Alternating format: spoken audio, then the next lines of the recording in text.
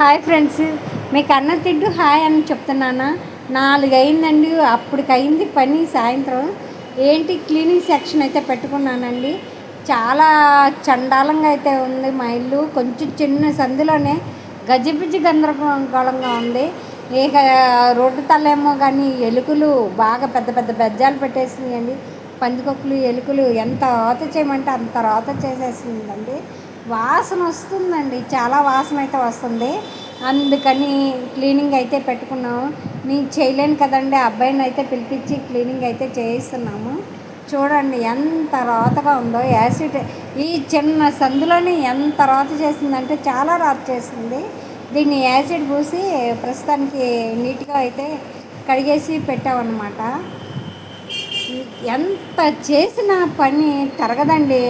ఆ మగవాళ్ళేమో బయటకు వెళ్ళిపోయి ఒకే పని అనుకుంటారు, ఆడవాళ్ళకి మాత్రం 190 పనులు ఉంటాయి అనుకుంటా.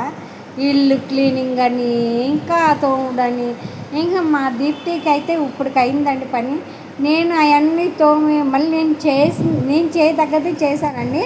కానీ నేను వీడియో అయితే తీసుకోలేను కదా. నా పని అంతా ఎప్పటికి 4 అయ్యి నేను వచ్చి అన్నం తిని హాయ్ అని చెప్పి ఈ వీడియో అయితే తీసుకుంటున్నాను. ఇప్పటికి ఇంత క్లీనింగ్ అయితే అయింది, డీప్ క్లీనింగు. ఇప్పటికి వచ్చి అన్నం కూడా తినలేదండి. మా దీప్తి అయితే దేవుడి దగ్గర అవన్నీ శుభ్రం చేసి తింటానంది. ఇదిగోండి ఇంత మటుకు ఇందాక చూపించిన దాని మీద కన్నా ఇప్పుడు చూడండి ఇల్లు నీట్గా అయితే అయిపోయింది. శుభ్రంగా కడిగి ఇచ్చేసి తుడిపిచ్చేసాను. Thank you.